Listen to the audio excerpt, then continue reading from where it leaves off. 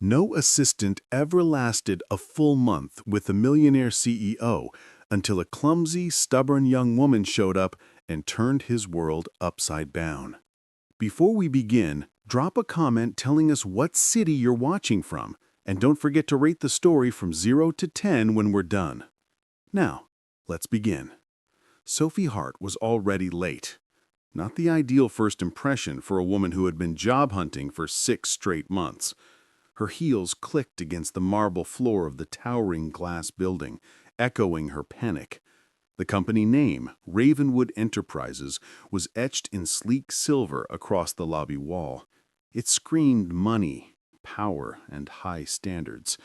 Unfortunately, Sophie currently screamed chaos. Her skirt was twisted to one side, her hair had decided to rebel against every hairpin, and she was almost certain there was a faint coffee stain on her blouse. Perfect. Just perfect. When she pushed open the glass door a little too forcefully, the receptionist nearly spilled her latte. "Hi," Sophie gasped. "Sophie Hart, interview for the executive assistant position, 10 o'clock. The receptionist blinked, then looked at the clock. "It's 10:22. "I know," Sophie said breathlessly, "but in my defense, the train stopped, a man's parrot escaped on the train, and also I may have chased it because it landed on my head. Long story. But I'm here now, and I promise I'm not usually this," she gestured at herself, "this disheveled." The woman stared like Sophie had just confessed to a crime. "Mr. Drake doesn't tolerate lateness." Sophie smiled nervously. "Good. I don't tolerate subway parrots. Guess we're even." The woman hesitated before pressing a button on her desk phone. "Mr. Drake, the candidate has arrived." 5 minutes later, Sophie stood in the elevator, her heart pounding as she rose to the 34th floor, the top. She tried to fix her hair in the mirror reflection, but gave up halfway. The doors opened with a soft chime. The office was minimalist and cold, like something out of an architecture magazine. The city skyline stretched behind floor-to-ceiling windows, and at the center of it all sat Adrian Drake, the infamous CEO of Ravenwood Enterprises. He didn't look up when she entered. He didn't have to. The air itself seemed to bend around him, the kind of authority that made people straighten their backs without realizing it.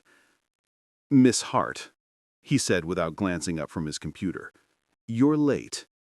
Sophie stepped inside, gripping her resume like a lifeline. "Yes, I am. And before you say anything, I can explain." "I'm sure you can." His voice was low, even, and sharp enough to slice through her excuses. Sophie's stomach did a nervous somersault. The train stopped. A parrot." "A parrot," Adrian repeated flatly, finally looking up. His eyes were gray, not warm storm cloud gray, but cold winter gray. "You're blaming a bird for being 22 minutes late to an executive interview." Sophie's mouth opened, closed, then opened again. "Yes?" For the first time, the corner of his mouth twitched, almost a smirk, though he hid it quickly. He gestured toward the chair opposite his desk. "Sit." She sat, a little too fast. The chair rolled slightly and she flailed before steadying herself. Smooth, very professional. Adrian's gaze flicked briefly to her crook and skirt, then back to her face. "Your resume." She handed it over. He unfolded it carefully, and she noticed her coffee stain had bled through the edge of the paper. He said nothing, but the tiny lift of his brow said everything. "Bachelor's degree, unfinished. 2 years as a sales associate, a summer internship at a nonprofit. No corporate experience. I learn fast." "You'll need to." Sophie tried to sound confident. "I'm adaptable, resilient. I can handle pressure." He leaned back in his chair. "Every applicant before you said the same thing." "And where are they now?" His expression didn't change. Gone. Sophie swallowed. "Ah, okay, not intimidating at all." Adrian set down her resume. "Tell me, Miss Hart, why do you want this job?" "Because," Sophie said, "my rent is 3 months overdue, my cat has developed a taste for gourmet tuna, and I have an impressive talent for getting fired before the probation period ends." The silence stretched. Sophie winced. "Too honest?" "Possibly," Adrian said, "but at least you're self-aware." She smiled weakly. "That's what my therapist says." His eyes flickered with what might have been amusement, though it disappeared as quickly as it came. "The position is temporary. 1-month trial. If you survive, we'll discuss permanence." "Survive?" Sophie repeated. "That's a dramatic word choice." "Appropriate, given the turnover rate," he replied, standing. "You start tomorrow, 8 a.m. sharp." 7:59, Sophie said before she could stop herself. Adrian's gaze lingered on her for a moment, curious. "What?" "Just to throw you off," she said with a nervous laugh. He didn't smile, but she could have sworn she saw the faintest crack in his icy composure. 7:59 then. When Sophie stepped back into the elevator, she let out a long breath she didn't know she'd been holding. She wasn't sure what had just happened. Had she been hired? Threatened? Possibly both. Downstairs, 2 employees whispered near the coffee machine as she passed. "How long do you think she'll last?" one murmured. 3 days, max," Drake's last assistant cried on day 2. Sophie smiled to herself. "We'll see about that." The next morning, she arrived at exactly 7:59 a.m. The receptionist blinked in disbelief. "You're early." "I like to keep my promises," she said brightly, though she'd barely slept. Her desk sat right outside Adrian's glass office, close enough that she could hear the rhythmic click of his keyboard. She took a deep breath, organized her pens by color, and glanced at his schedule. Meetings stacked back to back, no breaks. The man was a machine. At 8:14, the glass door opened. Adrian Drake stepped out, crisp suit, perfect tie, and an expression that could make plants wither. He stopped when he saw Sophie arranging files into neat, color-coded piles. "What are you doing?" "Creating a system. Green for urgent, yellow for important, blue for can wait until I'm old and gray." "There's already a system, one that has worked perfectly for 5 years. "Well," Sophie replied, "now we have 2. Healthy competition is good for productivity." He stared at her for a full 3 seconds, then turned and went back into his office without another word. "Progress," Sophie muttered. "He didn't fire me." At 8:40, the office phone rang. "Ravenwood Enterprises, Sophie Hart speaking. How can I make your day slightly less stressful?" There was a pause on the other end. I'm calling for Mr. Drake." "Oh, 1 moment, please." She pressed a few buttons on the complicated switchboard and promptly transferred the call to accounting. Seconds later, Adrian emerged. "Miss Hart." "Yes?" "You just transferred our biggest client to payroll." Sophie's eyes widened. "Oh, no, I was trying to—" He held up a hand. "Don't. Just learn the system." "Got it," she said quickly. "Client equals important, payroll equals danger zone." Adrian blinked. "Danger zone?" "Top Gun reference," she offered. "Never mind." He turned away, muttering something under his breath that sounded suspiciously like, "Unbelievable." By 10 a.m., Sophie had already spilled coffee on her notepad, mislabeled 2 folders, and accidentally replied, "You too," when a client told her to have a productive quarter. But she was still standing, and that was something. When Adrian returned from a meeting, he found her balancing on 1 foot, trying to reach a file on the top shelf. He sighed. "There's a step stool." "I'm improvising." "You're 1 misstep away from a lawsuit." She grinned. "So, technically, I'm multitasking." He pinched the bridge of his nose. "You're impossible." "Thank you," she said brightly. "I take that as a compliment." "It wasn't." Around noon, a courier arrived with a sealed folder. Sophie signed for it and set it on Adrian's desk. "Urgent delivery," she said. The guy said it's from the law firm? Adrian frowned, flipping open the folder. After scanning a few pages, his expression changed. Who signed for this? Me, Sophie said. Is that bad? He looked up sharply. You signed on the wrong line. Oh, come on, how wrong could it be? He held up the document. You just activated a dormant clause in a merger agreement that saves us millions in taxes. Sophie blinked. Wait, I did what? Adrian looked at her like she'd solved a riddle 3 lawyers had missed. You signed exactly where the amendment was supposed to be confirmed. We've been trying to locate that authorization gap for weeks. So, I didn't get us sued? He exhaled, shaking his head slowly. No, Miss Hart. You just fixed a 3-week legal nightmare. She smiled, relief washing over her. You're welcome? Adrian didn't smile back, but his tone softened slightly. Try not to fix anything else by accident. No promises? That afternoon, Sophie peeked through the glass wall and saw him rubbing his temples, clearly exhausted. For someone so composed, he looked lonely. She hesitated, then grabbed 2 cups of coffee and walked in. Mr. Drake, I brought caffeine, the universal peace offering. He looked up, suspicious. What is this? A latte with vanilla and 2 sugars. It tastes like happiness. I drink mine black. Everyone drinks it black until they try vanilla? Come on, just 1 sip. Adrian sighed, but curiosity won. He took a small sip and immediately grimaced. This is sweet. Sweet is good for the soul. It's inefficient. You sound like you've never had a day off. Because I haven't. Sophie tilted her head. You really don't believe in happiness, do you? Adrian met her eyes for the first time in hours. Happiness doesn't increase revenue. She smiled softly. Maybe not, but it makes surviving Mondays easier. He didn't answer, but something in his expression shifted, like a man remembering what warmth felt like. Outside, the office buzzed with whispers. She brought him coffee? He didn't throw her out? She's either fearless or insane. Sophie heard every word and smiled.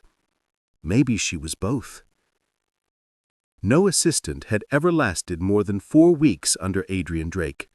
Some lasted days, others hours. One memorable candidate quit during lunch break and never came back. So when Sophie Hart showed up on her 3rd day, humming under her breath while color-coding files and drinking a pink-topped smoothie, the entire 34th floor collectively decided she must either be invincible or delusional. Adrian's morning began the same way it always did, precisely at 6:45 a.m. He reviewed the stock reports, responded to high-priority emails, and avoided small talk like it was contagious. By 8 o'clock, he expected silence, focus, efficiency. Instead, he opened his office door to find Sophie balancing a mini whiteboard on her knees, scribbling "Operation Make Monday Less Miserable" across it in bold letters. He stopped cold. What are you doing? She didn't even look up. Improving office morale? By doodling? It's brainstorming, she said cheerfully. I read a study that said creativity increases productivity. I prefer numbers to doodles. You prefer silence to breathing, she muttered. He ignored the jab, mostly. Erase that. But, Sophie. She sighed dramatically but erased it anyway. Fine, but don't blame me when everyone quits from chronic gloom. I assure you, our turnover rate has nothing to do with gloom. Right. It's the cheerful environment and all the smiling faces. He shot him a look that would have frozen lava. She smiled sweetly back. At 9:15, the first crisis of the day hit. Their biggest client, Titan Industries, called to say they were reconsidering their partnership after Communication issues. Adrian's jaw tightened. He motioned for Sophie. Conference room, now. Inside, half the marketing department was already gathered, whispering nervously. Sophie slipped into a seat beside the projector, notebook in hand. "Titan's threatening to pull out," said Mark, the marketing head. "They claim we've missed 2 update calls and sent the wrong data." Adrian's tone was calm, but dangerous. "How did that happen?" "Miscommunication between departments, sir." "Meaning someone wasn't paying attention." The room went silent. Sophie flipped through her notes. "Actually," she said suddenly, "the missed call last week was because Titan's rep rescheduled last minute. I confirmed it by email." Adrian turned his gaze on her. "You have proof?" She nodded, pulling out a printed email thread. "Here." He scanned it quickly. She was right. Adrian looked back at the team. "Then why," he said slowly, "was I informed we canceled that?" I wasn't copied on that email," stammered Mark. Adrian's voice was low, but cutting. "Then copy yourself next time." Sophie tried to suppress a smile. As the meeting went on, she occasionally interjected with tiny observations, reminders about deadlines, notes about Titan's tone in previous messages. Each time, Adrian glanced at her with increasing curiosity. When the call with Titan finally connected, Sophie sat quietly beside him, listening. The client's tone was sharp, frustrated. Adrian handled it with his usual precision, polite but firm. Then, near the end of the conversation, the client said, "Mr. Drake, your company's losing its human touch. Everything feels automated." Sophie bit her lip. Adrian was about to respond, probably with something efficient but emotionless, so she leaned closer and whispered, "Say you'll send a personalized proposal tonight." He glanced at her, frowning. "What?" She whispered again, "People want to feel seen." Adrian hesitated, then said into the speaker, "We'll send you a new proposal, something tailored directly to your feedback." There was a pause, then the client's tone softened. "That would be appreciated, Mr. Drake. Thank you." The call ended. Adrian turned to her. "You're leckless. I prefer to think of it as gentle prodding." "Leckless," he repeated. "Fine, but at least it worked." For the first time, she saw it, the smallest ghost of a smile tugging at his mouth. At lunch, Sophie sat at her desk eating noodles out of a cup when Mark, from marketing, approached. "You really like poking the bear, don't you?" He glanced at Adrian's office. "I prefer to think of it as gentle prodding." He fired his last assistant for using blue pens instead of black. Sophie twirled a nodal. "Then I'm probably on borrowed time." Mark chuckled. "Still, impressive save this morning. No one's ever spoken in a meeting like that before." Spoken or survived speaking? Both. That afternoon, she found a manual in her desk drawer titled Executive Assistant Guidelines, Ravenwood Enterprises. She skimmed the first few pages, pages of stiff rules about posture, tone, greeting etiquette. She shut it after 10 seconds. "Yeah, no, that's not me." At 3, she brought Adrian another coffee.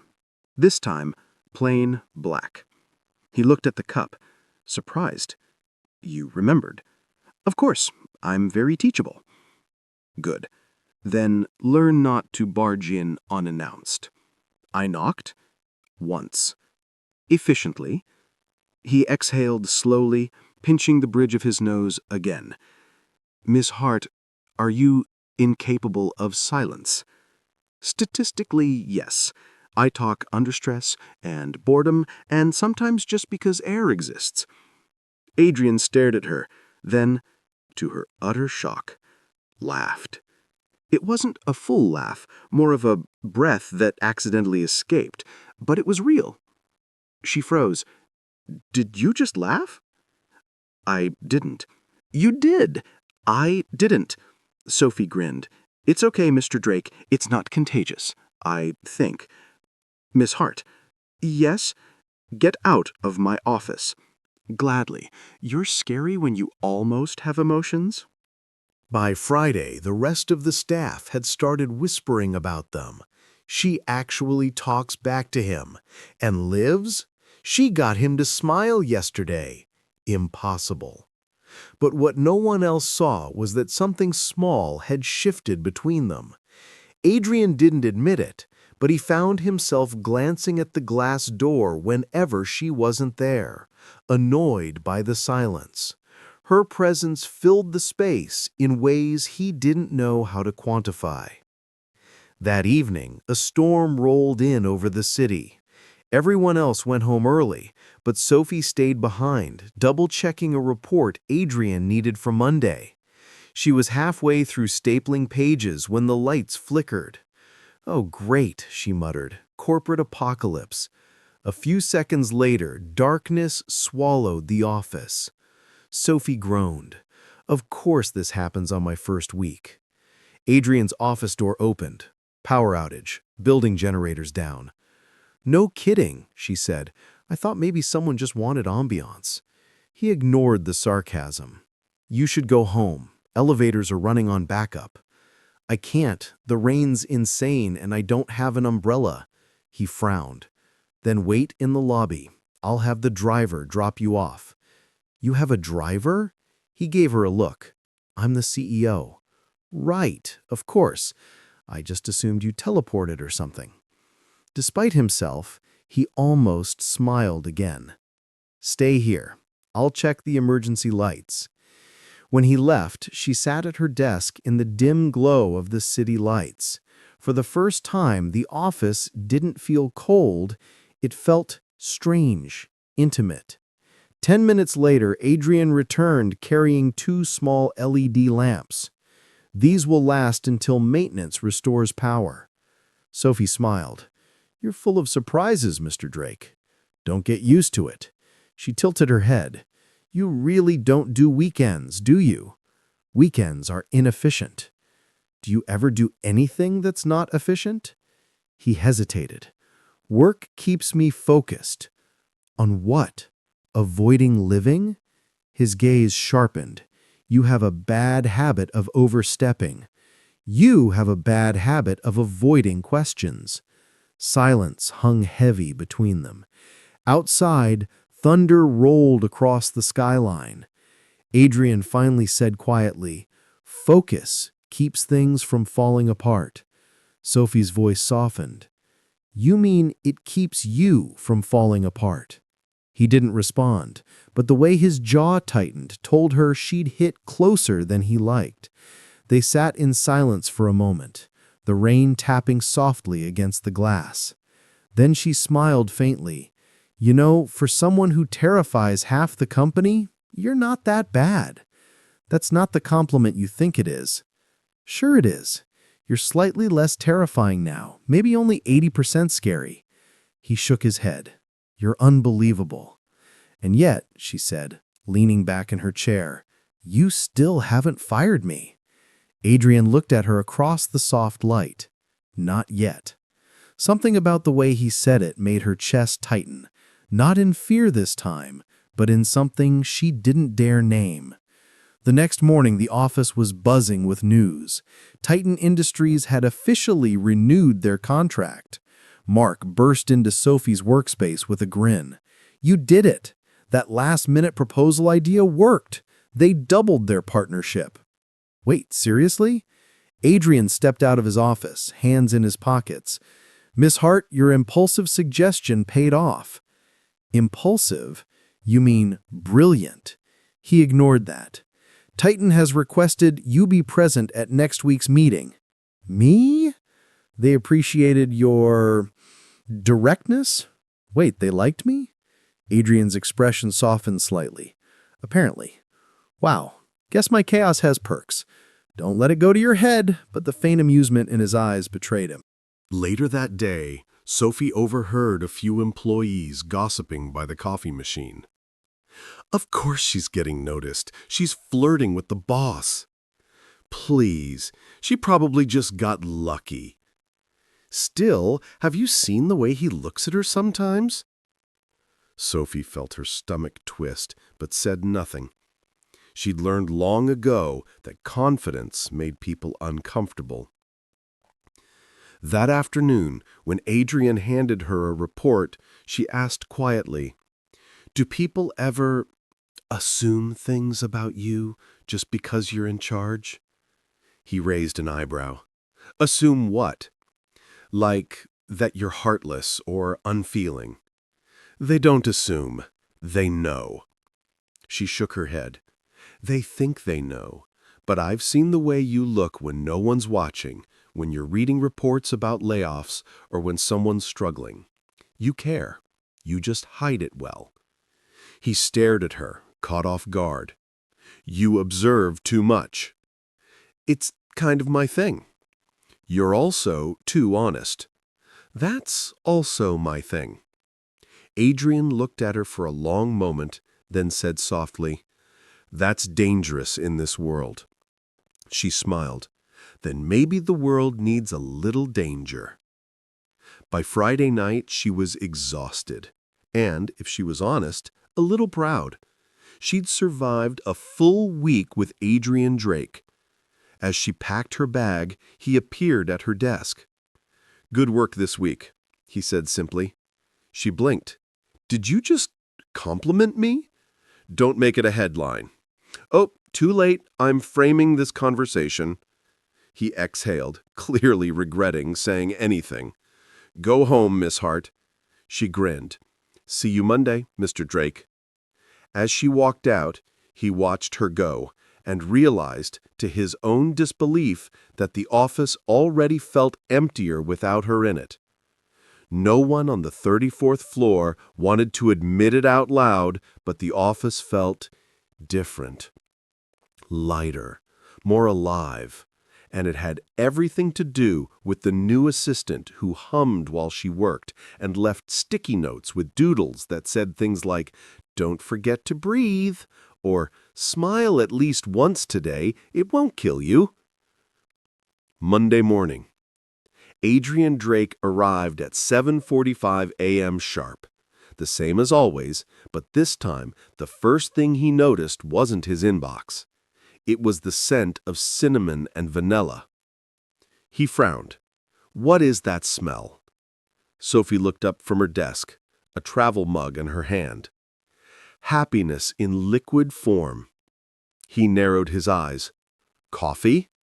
"Cinnamon latte," she corrected. "You should try it." "I don't drink sugar." "You also don't smile, but we're working on that too." He shot her a warning look that only made her grin wider. Later that day, a meeting with Titan's board was scheduled for noon. It was Sophie's first time sitting in. She'd spent the morning memorizing names, taking notes, and triple-checking slides. When the conference room door opened and Adrian gestured for her to join him, she took a deep breath and walked in like she belonged there, even if her heart was racing. The meeting started smoothly until one of the Titan executives made a sarcastic comment about rookies being in charge of important presentations.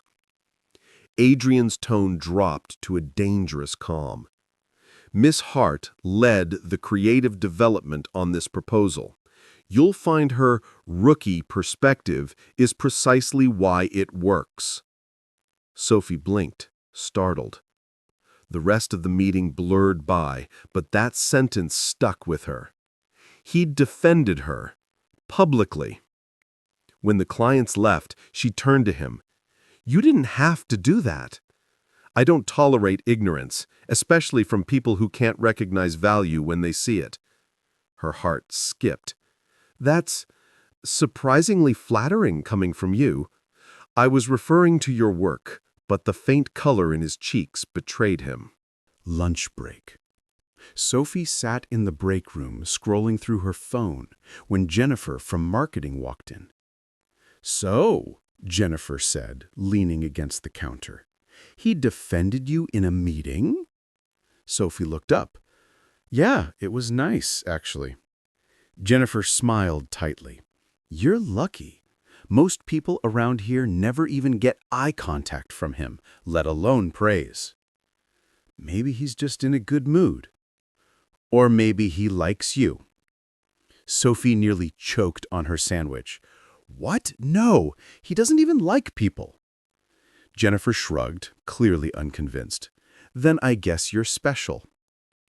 The rest of the afternoon, Sophie tried to ignore the comment, but it lingered, like a song stuck in her head. That evening, Adrian was still in his office long after everyone else had gone. When Sophie passed by, she saw him hunched over his laptop, rubbing the bridge of his nose. Without thinking, she knocked softly. He didn't look up. What is it, Miss Hart? It's after 8. You should go home. I have work to finish. I let you guess you haven't eaten. Food slows me down. So does starvation. She set down a paper bag. I brought you dinner. He blinked. You brought chicken wrap, extra sauce. Don't thank me yet. It's spicy. He stared at the bag like it was a foreign object. Why? Because I didn't want your ghost haunting the office when you faint from exhaustion. He sighed but opened it anyway. Miss Hart, I don't need... Care? She interrupted softly. Yeah, I noticed. Their eyes met, his guarded, hers challenging. The silence stretched, full of words neither of them could say. Finally, Adrian said quietly, You should be careful. People will talk. Let them. I know who I am. He didn't answer, but when she turned to leave, his voice stopped her. Sophie. She froze. He rarely used her first name. Thank you. Her pulse jumped. You're welcome, Mr. Drake. Wednesday. The invitation arrived by email. Ravenwood Enterprises Annual Gala. Attendance required. Sophie groaned. A mandatory party? That's an oxymoron. Adrian overheard. It's part of the job. I don't own a dress for a place that probably serves appetizers on gold plates. You'll figure it out. You always do. Something about the way he said it, quiet, certain, made her stomach flutter. The night of the gala. Sophie almost didn't go. Her neighbor had loaned her a black satin dress that fit a little too well and heels that felt like medieval torture devices. She looked in the mirror, sighed, and muttered, You've survived worse than rich people with champagne, Hart. The ballroom was dazzling. Crystal chandeliers, a live string quartet, and more money in one room than she'd ever seen in her life. She spotted Adrian across the room almost instantly. He looked unreal, tailored suit, polished composure, the kind of man who made everyone else fade into the background. When his eyes found hers, something flickered there. Surprise first, then something deeper. He walked over. You clean up well. Sophie raised her eyebrow. Was that a compliment or an evaluation? Whichever makes you less talkative. Compliment it is, then. They stood near the bar as the orchestra played softly in the background. Sophie tried to act casual, but she could feel every heartbeat. You hate these things, don't you? They're necessary. That's not an answer. He looked at her. I don't enjoy pretending to be interested in people who only care about profit. So, basically every person here? He almost smiled. Precisely. Then you're in luck, she said. I care about free food and people watching. You're welcome. He laughed, a low, genuine sound that startled them both. Before Sophie could reply, a voice interrupted. "Mr. Drake!" It was Margaret Ellis, board chair and certified rumor magnate. "And this must be your new assistant." Adrian's posture shifted, becoming all sharp edges again. "Mrs. Ellis." Margaret smiled thinly. "You've certainly upgraded. Last one barely lasted 2 weeks." Sophie returned the smile, sweet but deadly. "Well, I'm stubborn. It's my most marketable skill." Margaret's grin faltered just slightly. "How charming." Adrian excused them politely and led Sophie toward the balcony. "Did you have to provoke her?" "She insulted me first." "She insults everyone." "Then I'm in excellent company." He sighed. "You're impossible." "Maybe," she said softly, "but you didn't stop her either." That hit harder than she meant it to. She turned to face the city lights, crossing her arms. For a long moment, neither of them spoke. Then Adrian said quietly, "I'm not used to defending people. It's easier to stay detached." Sophie glanced at him. "Easier doesn't mean better." He looked out at the skyline. "You make everything complicated." "Good," she said. "Complicated is human." When their eyes met again, there was no denying it anymore. Something electric hummed between them. For a second, he looked like he might reach for her. Then he stepped back. "You should get some air." Sophie's voice was barely above a whisper. "Already did." The aftermath.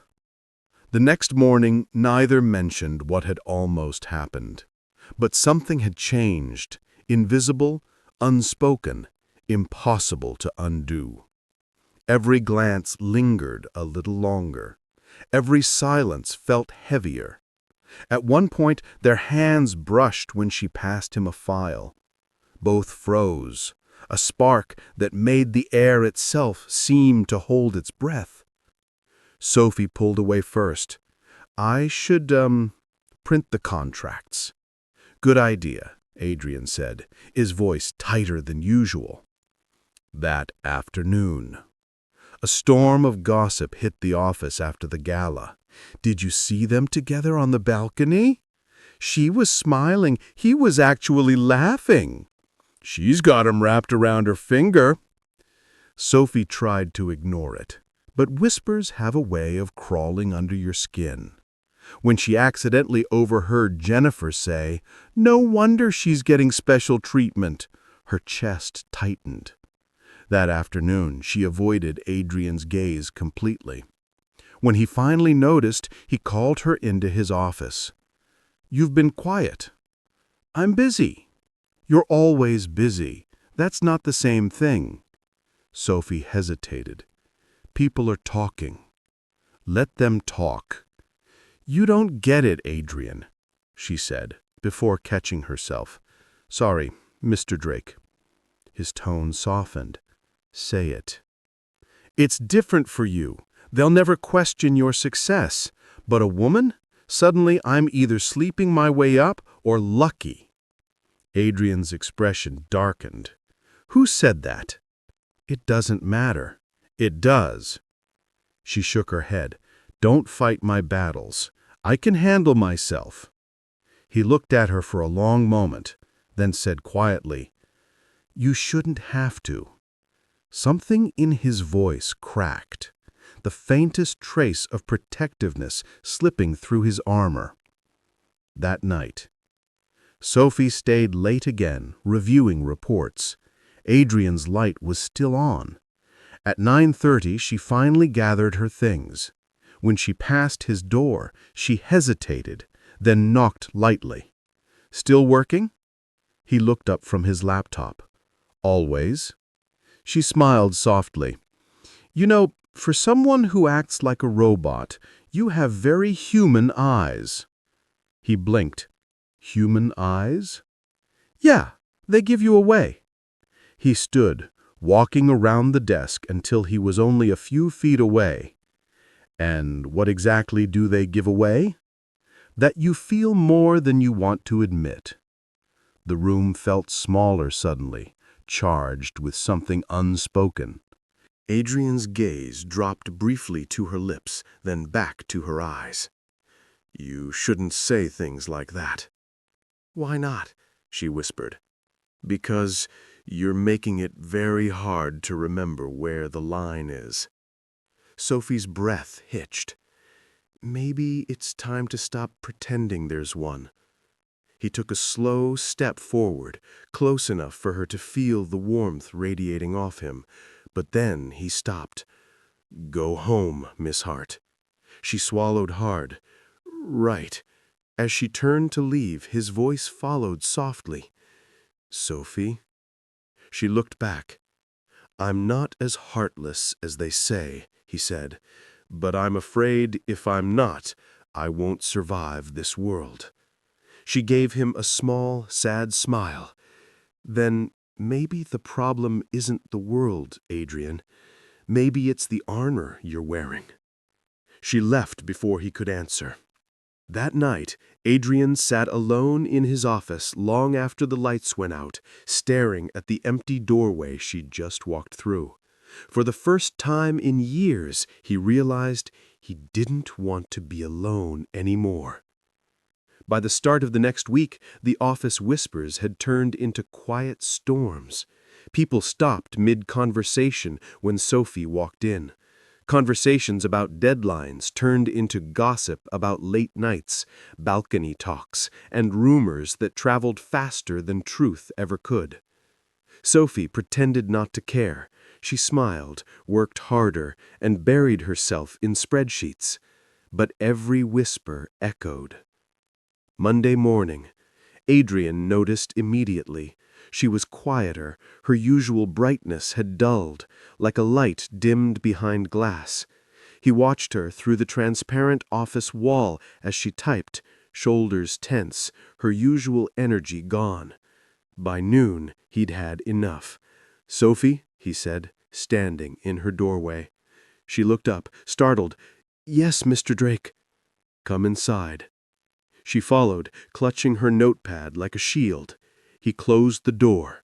"What's going on?" "Nothing," she said quickly. "Don't lie to me." Her jaw tightened. "People are talking, that's all." "About?" She laughed bitterly. "Us." The word hung in the air. "Us." Adrian's expression darkened. "What exactly are they saying?" "That I got promoted because I'm sleeping with you." His face went cold. "That's absurd."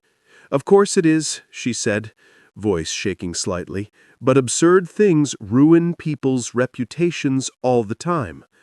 He paced slowly behind his desk. "Who started it?" "Does it matter?" she said. "If you go after them, it'll only make it worse. They'll think you're protecting me." "Maybe I am." That caught her off guard. "Adrian, I don't like seeing you hurt," he said quieter this time. Sophie exhaled. "You can't fix this. Not this way." He stopped pacing and looked at her. Really looked at her. "You think this is easy for me?" "No," she said, "but pretending there's nothing here isn't easy either." For a long moment they just stood there, the space between them, charged, dangerous. Finally, Adrian said quietly, "You should take the afternoon off." "Why?" "Because if you stay, I might say something I can't take back." Sophie hesitated. Then she nodded slowly. "Fine, but someday you're going to have to stop running from your own feelings, Mr. Drake." She left before he could answer. That evening, the storm didn't fade. It grew. By midweek, HR had received concerns. The board requested a confidential review. Sophie was called into a meeting. Adrian wasn't. 3 executives sat across from her, faces expressionless. "Miss Hart," said Patricia Wallace from HR, We've received multiple reports regarding unprofessional behavior and favoritism in the workplace. Sophie's stomach dropped. Favoritism? Richard Hayes, the board chair, folded his hands. You've been given responsibilities and visibility far beyond your position in a very short time. Because I earned them, she said, trying to keep her voice steady. No one's questioning your effort, Patricia said in a tone that meant they absolutely were. But perception matters. Several employees claim they've seen you and Mr. Drake together outside work hours. Sophie blinked. Outside work hours? Richard nodded. At the annual gala, on the balcony, alone. Her pulse thudded in her ears. You're investigating me for standing on a balcony? James Morrison, legal counsel, leaned forward. We're investigating the integrity of this office. If there's truth to these rumors, it could compromise the company's reputation. I haven't done anything wrong, Sophie said, anger rising. And neither has Mr. Drake. His tone sharpened. Then you have nothing to worry about. When Sophie left the room, she felt sick. Her chest burned, not from guilt, but from betrayal. She hadn't expected fairness, but she had expected someone to stand up for her. She half expected Adrian to be waiting outside. He wasn't. Later that day, Adrian called her into his office. She entered, quiet and tense. I heard, he said. Of course you did, she muttered. You probably got the memo before I did. I'm handling it. Handling it? She snapped. They just accused me of sleeping my way into my job, Adrian. He flinched slightly, just enough for her to see she'd hit a nerve. I'll clear this up, he said. You don't need to... Don't what? Defend myself? Sophie. No, she said, cutting him off. Don't Sophie me. You sat there when they questioned me. You didn't say a word. I couldn't interfere. You mean you wouldn't. His eyes hardened. Watch your tone. Or what, you'll fire me? She said bitterly. That'd make their story true, wouldn't it? He exhaled, jaw tight. This is exactly why I told you to keep distance. Her voice broke.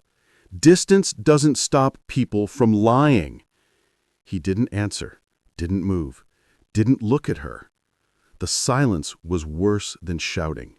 Finally, she said quietly, You know what hurts the most?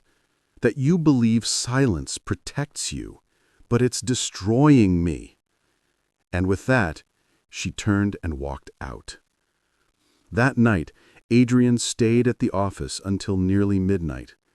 Every word she'd said replayed in his head over and over. He told himself it was for the company's sake, that silence was strategy, not cowardice. But deep down, he knew the truth. He was afraid. Afraid of losing control. Afraid of losing her. He looked at the empty desk outside his office and felt the weight of it, the absence, the quiet. The next morning, when Sophie came in, she noticed a small envelope on her desk. To Miss Hart, from the board. Her stomach twisted. The letter was short and sterile. Pending further review of recent complaints, you are to take a temporary leave of absence, effective immediately. Her hands shook. The floor seemed to tilt beneath her. She gathered her things, a few notebooks, her pens, the plant she'd brought on her first day. When she turned, Adrian was standing in the doorway. "What is that?" he asked. "My notice," she said, voice cracking. "Apparently, I'm a liability now." His expression darkened. "They can't suspend you without—" "They just did." He took a step forward. Sophie, listen to me. "No," she said, cutting him off. "You listen. I can handle gossip. I can handle long hours and impossible deadlines. But I can't handle being treated like I'm disposable." "You're not disposable." "Then prove it," she said. "Tell them the truth." He hesitated. That half-second was enough. Sophie nodded slowly. "That's what I thought." She brushed past him, heading for the elevator. He called after her, "Sophie!" She stopped, but didn't turn around. "Don't," she said. "You already made your choice." The elevator doors slid shut, and with them, the sound of her heels on marble faded. Hours later, the office felt wrong without her. Too quiet, too cold. Adrian tried to work, spreadsheets, meetings, phone calls, but his focus fractured. Everywhere he looked, there was some trace of her. A sticky note still stuck to the corner of his monitor that read, "Smile, it's cheaper than therapy." He tore it off and stared at it. He'd told himself for years that feelings were weaknesses. But right now, the only thing that felt weak was his denial. He opened his laptop and began typing an email to the board. "Effective immediately, I am withdrawing support for the ongoing inquiry regarding Miss Hart. Any disciplinary action taken against her will be reviewed personally by me." He hesitated before sending it, then hit send. It wasn't enough. He stood abruptly, grabbed his coat, and left the office. That evening, Sophie was sitting in her apartment, surrounded by half-packed boxes. She didn't know where she was going, only that she couldn't stay here, not in this city, not in the shadow of someone who refused to fight for her. A knock at the door startled her. She opened it to find Adrian standing in the hallway, rain dripping from his coat. She froze. "What are you doing here?" "I needed to see you." She crossed her arms. "You shouldn't be here." "Probably not, but I can't do this anymore. The silence, the pretending. You were right." "About what?" she asked quietly. "That I'm a coward." Sophie's chest tightened. He stepped closer, rain-soaked hair falling over his forehead. "I thought I was protecting you, but really, I was protecting myself. From feeling, from caring, from losing control." Her eyes glistened. "It's too late, Adrian." "No," he said, voice breaking slightly. "It's not. You didn't say a word when it mattered. I was afraid." "So was I," she whispered. "But I still stood up for you." The silence stretched, painful and raw. He finally said, "You changed everything, and I let them take you away." She shook her head. "You didn't let them. You helped them." That hurt him more than any accusation. "I'm sorry," he said softly. "I know sorry doesn't fix it, but it's all I have." Sophie looked at him, at the man who'd built walls so high even his own heart couldn't climb out.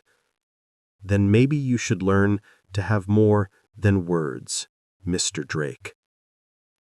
She closed the door. Adrian stood there for a long time, staring at the wood between them, the sound of rain being the only thing left. That night, the city lights blurred through the downpour as Adrian sat alone in his car, gripping the steering wheel until his knuckles went white.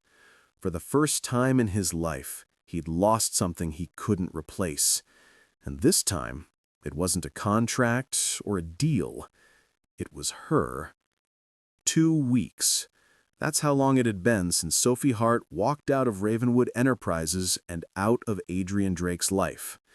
In those 14 days, the company didn't collapse. The stock didn't drop. Meetings still ran on schedule. But to Adrian, everything felt wrong. Monday morning, The elevator doors opened to the 34th floor as usual. The same polished floors, the same view of the skyline, but the desk outside his office, her desk, was empty. The small plant she used to keep there had wilted in its pot, forgotten. He told himself it didn't matter, that work would fill the silence. By noon, he realized silence couldn't be filled. It only echoed. Sophie, meanwhile, was working at a small nonprofit downtown, Helping Hands Foundation. It wasn't glamorous, it wasn't high-paying, but it was peaceful. Her new boss, Mrs. Carter, was kind and didn't care that Sophie wore sneakers to work or occasionally spilled coffee on her reports. For the first time in a long time, Sophie could breathe. And yet, every time she saw a man in a sharp suit walking down the street, her heart still stumbled. Wednesday. Adrian sat in a board meeting listening to executives drone about quarterly targets. Growth projections steady, though client satisfaction is dropped by 12%, Mark from marketing said, shifting nervously. Why? Asked Adrian sharply. Some of the smaller partners say our communication feels impersonal, cold. Adrian's pen paused mid-note. Cold. The word hit harder than it should have. Fix it, he said quickly. Yes, sir. But even as the team nodded, Adrian knew what the problem was, or rather, who was missing. Friday evening. It was raining. Again, just like the night he'd gone to her apartment. Adrian sat in his office, the city lights blurring through the glass. His inbox was full, his schedule packed, but he couldn't focus on a single thing. He opened his desk drawer and found one of her sticky notes stuck to the back panel. You don't have to be perfect to be good. He stared at it for a long moment before setting it on his desk. Then, for the first time in his career, he shut his laptop early. Saturday. Sophie was at the animal shelter, kneeling beside a golden retriever puppy with a cast on its paw. You and me both, buddy. Broken, but still cute. A soft chuckle made her look up. Mrs. Carter was standing in the doorway. We've got someone here asking for you. Sophie frowned. Who? Mrs. Carter smiled faintly. Tall, expensive suit. Looks like he hasn't slept in weeks. Sophie's heart dropped. When she walked out to the lobby, Adrian was standing there, completely out of place in his tailored black coat, rain dripping from his hair. He looked at her like a man seeing sunlight after years underground. Sophie, he said quietly. Her throat tightened. What are you doing here? I needed to talk to you. You already said everything that mattered. He shook his head. No, I said everything that was safe. She folded her arms. And what's this? Another apology? No, he said. A confession. The confession. He took a step closer, his voice trembling slightly. I thought success would be enough, he began. That if I kept my life perfectly structured, nothing could hurt me. I built walls, Sophie, walls so high I forgot what it felt like to let anyone in. Her eyes softened, but she said nothing. When you came along, you didn't ask for permission to break through them. You just did. Adrian, he shook his head. You made me laugh when I hadn't in years. You made me care about people again, about myself, and I hated it because it scared me. His voice cracked. When those rumors started, I told myself silence was protection, but really it was cowardice. I let them humiliate you because I was afraid of admitting how much you meant to me. Sophie blinked back tears. Why are you telling me this now? Because I can't keep pretending I don't love you. Her breath caught. I love you, Sophie, he said, his voice barely above a whisper. "I love you, not because you fixed me, but because you showed me I wasn't beyond repair." Tears stung her eyes. "You're saying all the right things now, but where were you when I needed you to stand beside me?" "I was lost," he admitted, "and I don't expect forgiveness. But if there's any part of you that still believes in second chances, I'm here." The room was quiet, except for the hum of rain outside. Sophie looked at him, the man she had once thought untouchable, the man who now looked heartbreakingly human. "I don't know if I can go back," she said softly, "to that office, to being a rumor." "I'm not asking you to go back," he said. "I'm asking you to let me make it right." "How?" He reached into his pocket and pulled out a folded letter. "I resigned." She widened her eyes. "What?" "I told the board I was stepping down as CEO. I've built enough walls. It's time someone else took over, someone who still believes in what the company was meant to be." She stared at him. "You gave it all up?" "I'd rather lose Ravenwood than live another day pretending I don't need you." Her lip trembled. "You're insane," he said, smiling faintly. "Probably, but you're the one who made me this way."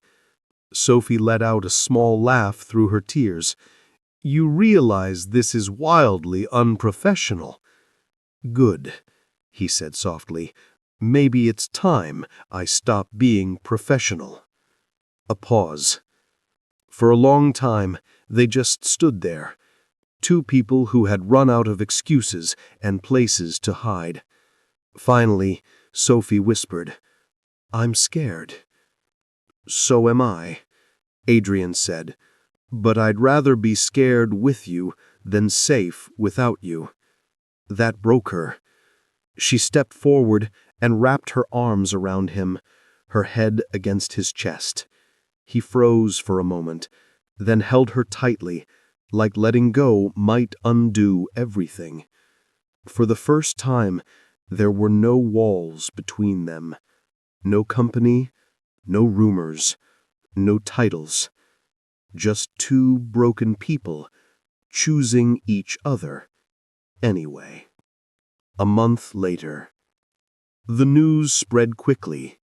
Adrian Drake, the famously untouchable CEO of Ravenwood Enterprises, had stepped down to pursue philanthropic ventures. Sophie returned to Helping Hands Foundation, this time as their new project coordinator. And every few days, a familiar black car would pull up outside. Adrian volunteered there now, awkwardly at first, helping organize donation drives and load boxes. The staff adored him. The dogs didn't. "You're terrible with animals," Sophie teased one afternoon as a small puppy growled at his shoe. "I'm better with balance sheets," he said deadpan. "You're better with people than you think," she replied. He smiled. "Only one person, actually." Sophie rolled her eyes. "Flattery won't get you out of cleaning the kennels." He looked horrified. "There are kennels?" She laughed, the same bright, infectious laugh that used to echo through his office. And for the first time in a long time, Adrian realized he wasn't chasing success anymore. He was living it. One evening, they sat outside the shelter as the sun dipped below the horizon, painting the sky gold and rose. Sophie leaned against him, eyes half closed. "So, what now, Mr. ex-CEO?" He chuckled. "Adrian. Just Adrian." "Fine, Adrian," she smiled. "What are you going to do with all your free time, now that you're not terrifying employees?" He thought for a moment. Maybe I'll write a book. Oh yeah? What about? He looked at her, eyes soft. About a woman who walked into my office one day and ruined my perfectly controlled life. And thank God she did. Sophie laughed, shaking her head. You're impossible.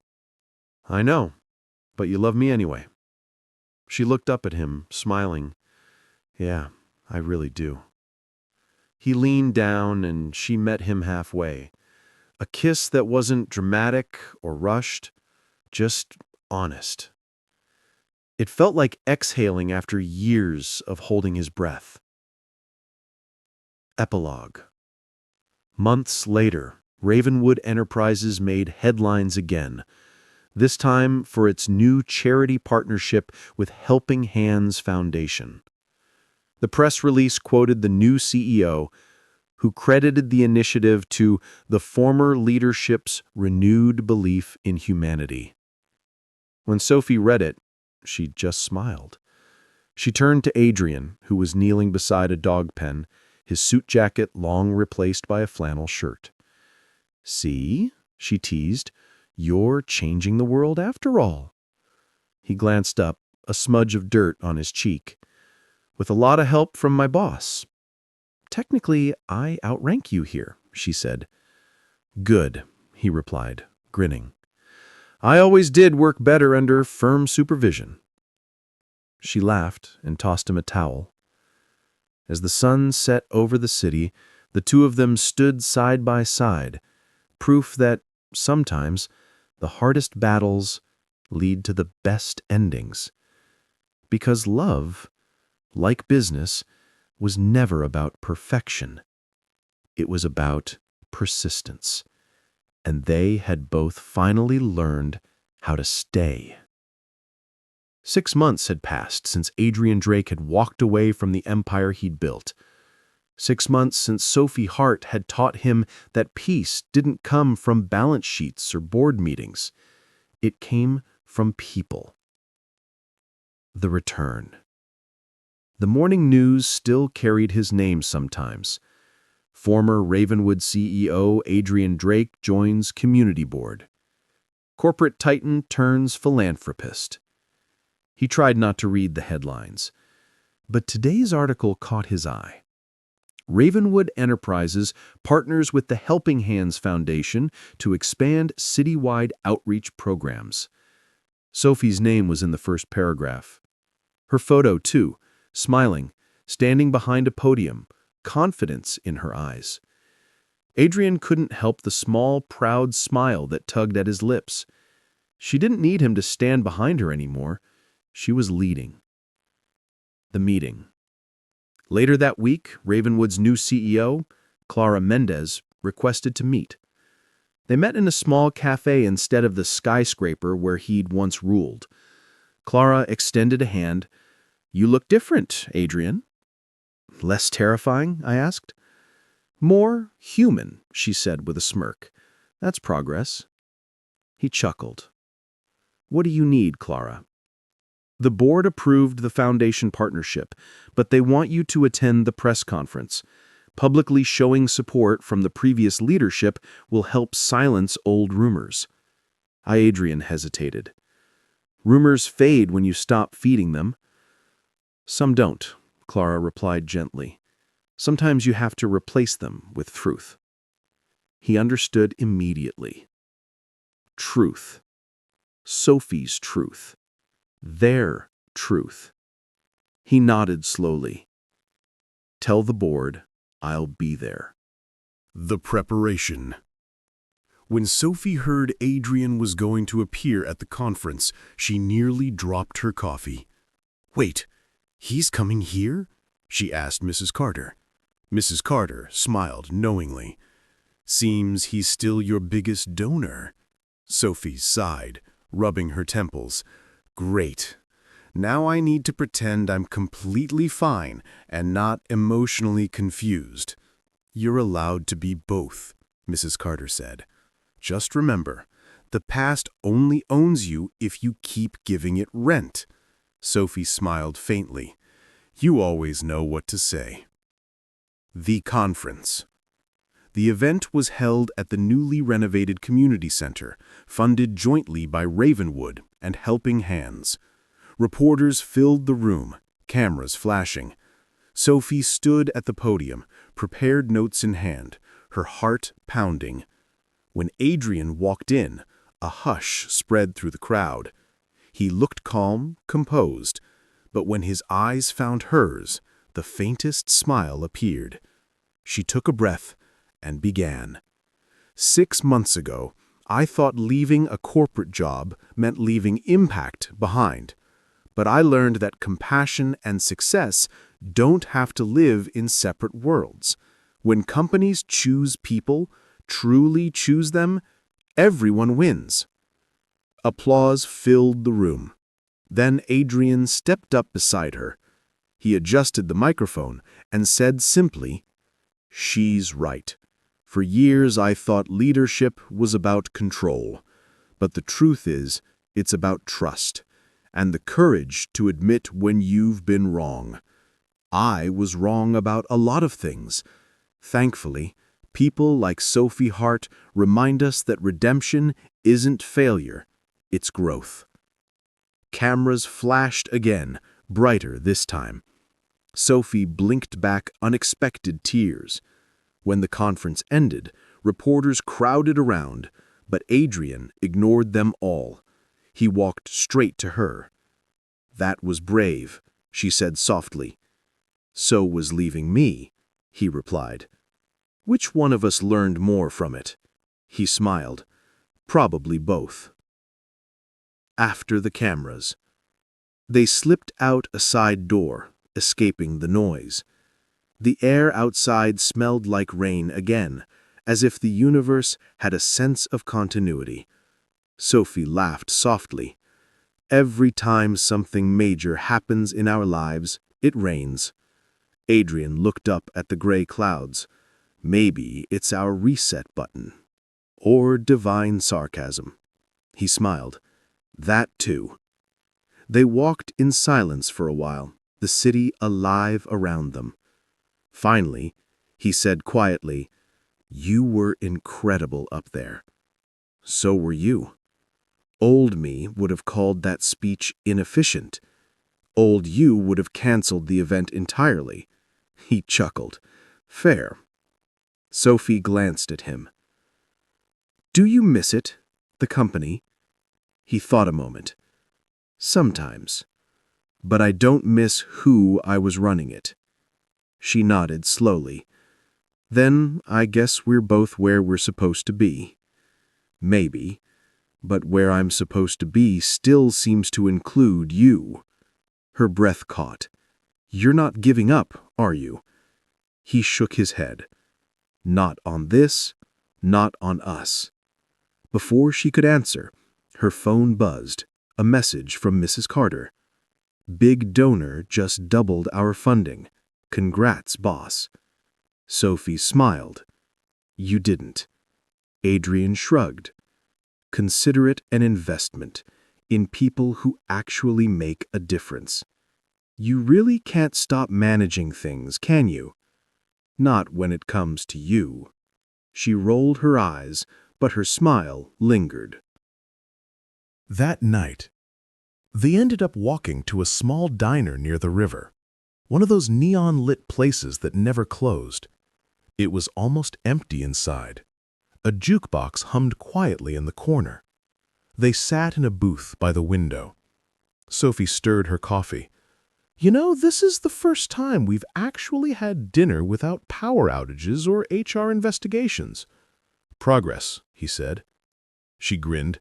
"So what's next for the great Adrian Drake? Planning to buy a farm? Open a coffee shop?" He smirked. "I was thinking of joining the foundation full-time." She blinked. "Seriously?" "I have a lot to learn, and I can't think of a better teacher." Her heart softened. "You'd trade million-dollar deals for fundraising bake sales?" "I've done worse things for you." "Name one." He raised an eyebrow. "Remember the kennel?" She laughed so hard the waitress smiled from across the room. The offer. After dinner, they stepped outside into cool night air. The city lights shimmered off the wet pavement. Sophie turned to him. "If you really mean it about joining us, I'll hold you to it." "I don't make empty promises." She tilted her head. "You used to." He smiled softly. "I'm learning." "Then welcome to the chaos, Mr. Drake." "Adrian," he corrected. She hesitated, then reached out and took his hand. "Welcome home, Adrian." When Adrian Drake arrived at the Helping Hands Foundation on Monday morning, he was nervous. It was a strange, unfamiliar feeling for someone who had once negotiated billion-dollar deals without blinking. But this was different. This time he wasn't in charge. The first day. Sophie met him at the door, clipboard in hand and a mischievous grin on her face. "Welcome to the team," she said. "Try not to fire anyone today." He smiled. "No promises." "You're late, by the way." He raised an eyebrow. "It's 8:02. She smirked. "We start at 8 sharp here, Mr. Ex-CEO." I sighed dramatically. "You've created a monster." "Good. Monsters get things done." She handed him a volunteer badge that read, "A. Drake, Rookie." He looked down at it, amused. "Rookie." "Humility training," she said. "Lesson 1. Titles don't make you useful. Coffee runs do." Coffee and chaos.